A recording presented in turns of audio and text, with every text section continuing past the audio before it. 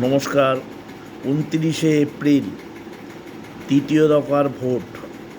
জনসাধারণ প্রথম দফায় দেখিয়ে দিয়েছে যে এতদিন ১৫ বছর যে অত্যাচারে তারা ছিল, সাধারণ মানুষ দেয়ালে পিঠ থেকে গেছিল, তারা আজকে ঘুরে দাঁড়িয়েছে। যাদের উপর অত্যাচার হয়েছিল তারা আজকে ঘুরে দাঁড়িয়েছে। সাধারণ মানুষ, খেটে খাওয়া মানুষ ঘুরে দাঁড়িয়েছে। অতএব ৪ঠা মে বিজেপি প্ল্যাটফর্ম তৈরি হচ্ছে পশ্চিমবঙ্গে, এটা সুনিশ্চিত। অতএব সকাল সকাল ভোটদান করুন, আপনারা নিশ্চিন্তে থাকুন। নতুন পশ্চিমবঙ্গের সূর্য উদয় হবে। ১৫ বছর সূর্যটাকে ঢেকে রেখেছিল চুরি, বাটপাড়ি, রাহাজানি সমস্ত দিয়ে।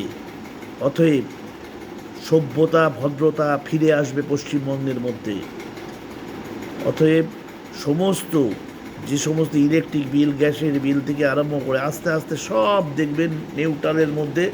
সরকার ডবল ইঞ্জিন সরকার, সবটাই মানুষ যাতে রিলিফ পায়, মানুষের উপর অত্যাচার না হয়, মানুষ যাতে দিতে পারে, সুষ্ঠুভাবে চাকরি করে জীবনযাপন করতে পারে, সেই অঙ্গীকার আমাদের নরেন্দ্র প্রধানমন্ত্রী দামোদর দাস মোদির, আমাদের বিজেপি পার্টির। অতএব মানুষ ঢেলে ভোট দিন, দেখবেন পশ্চিমবঙ্গের নতুন প্রজন্ম কোথায় পৌঁছে যায়। অতএব কোনো চিন্তা করবেন, এই ভাওতাবাজি দল পিছনে চলে গেছে, ঘরে ভরে দিয়েছে এদের।